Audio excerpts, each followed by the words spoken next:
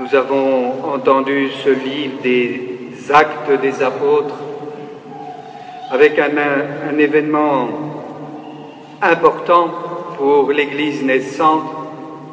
C'est le premier concile à Jérusalem.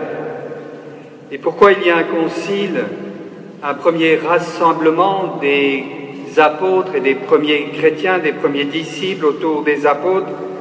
C'est parce qu'il y a des décisions à prendre, il y a des choses à faire, il y a une question qui est celle de la circoncision, et il faut en parler. La circoncision qui était faite depuis Abraham dans le peuple juif. Faut-il que les nouveaux chrétiens, les nouveaux disciples du Christ qui ne sont pas juifs soient circoncis ou non?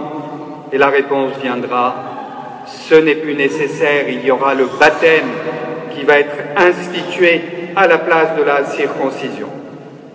En tout cas, ce premier concile se rassemble à Jérusalem, apôtres et disciples du Christ, avec les autres questions comme celle des viandes et celle des unions illégitimes.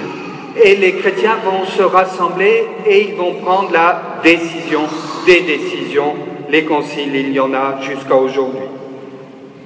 Et je vous fais remarquer aussi que ce premier concile est entré dans la parole de Dieu. Et maintenant, c'est la parole de Dieu que ce livre des Actes des Apôtres, c'est la parole de Dieu que ce premier concile des disciples du Christ à Jérusalem.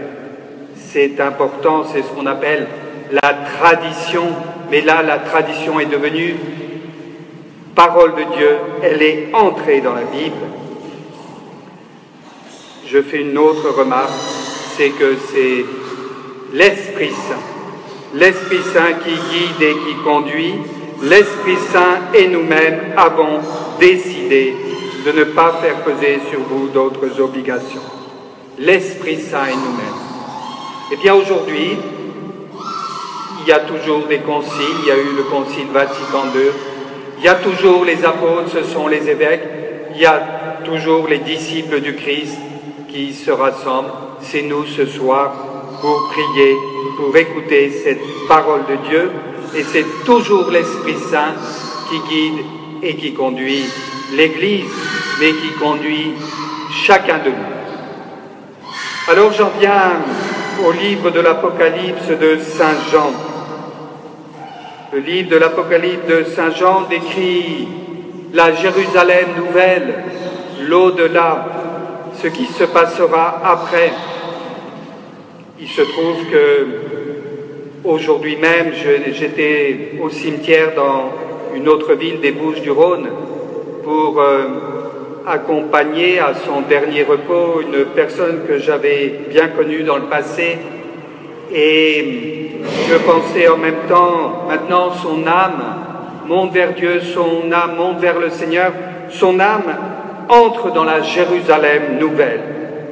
Il me montra la ville sainte, Jérusalem, qui descendait du ciel d'auprès de Dieu.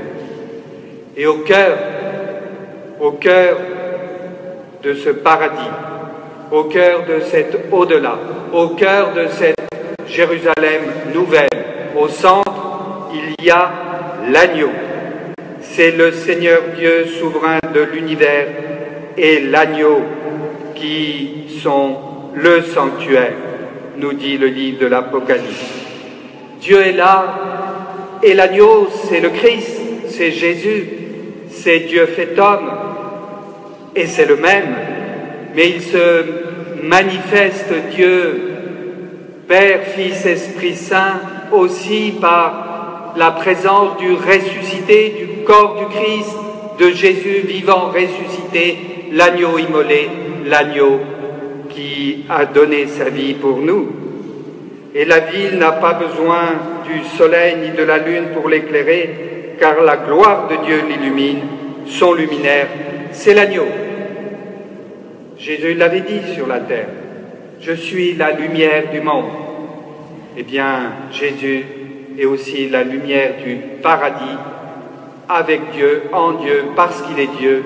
Il éclaire tout homme qui vit dans l'amour, tout homme qui a été baptisé en son nom sur la terre, tout homme et toute femme qui croient en lui et qui le rejoint dans cette éternité bienheureuse. Le luminaire, c'est l'agneau, la lumière du monde, celui qui nous dit dans l'Évangile, écoutons-le encore, c'est l'Évangile, le 3e texte. Jésus disait à ses disciples, « Si quelqu'un m'aime, il gardera ma parole, mon Père l'aimera, nous viendrons vers lui et chez lui nous ferons une demeure. » Il est là. Il est là, dans chacun de vos cœurs. Il est là en vous. Il a fait sa demeure en vous. Il a fait sa demeure en chacun d'entre nous, par le baptême, mais aussi par l'amour. Par l'amour. Si quelqu'un m'aime, il gardera ma parole, dit Jésus.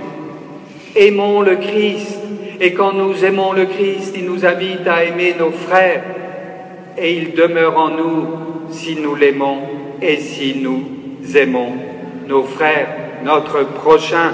Si quelqu'un m'aime, il gardera ma parole.